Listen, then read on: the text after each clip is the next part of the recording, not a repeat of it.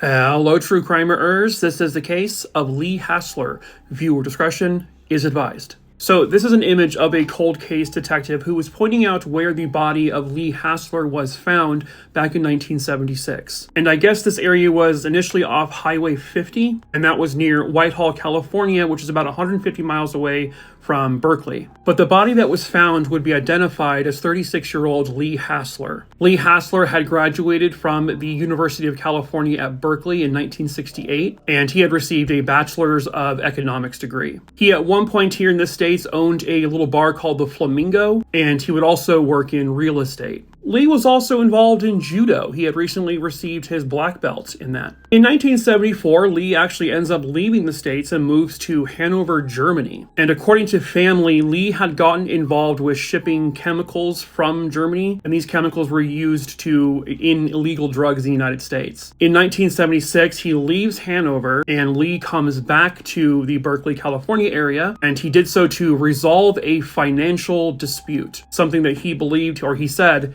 he would be able to clear up pretty quickly. Lee goes to visit his mom in Berkeley, and that was at some point on October 5th or October 6th of 1976. His family would never see him again.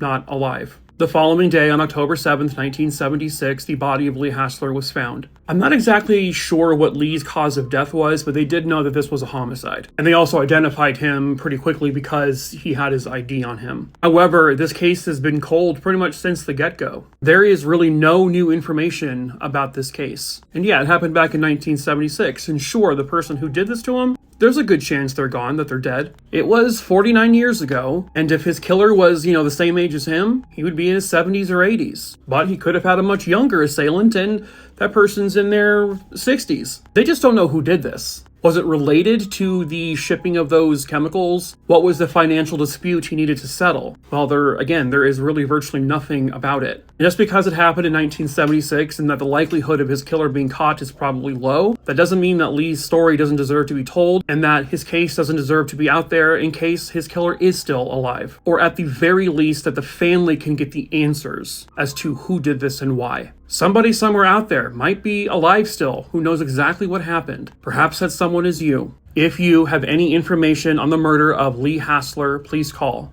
530-903-8468.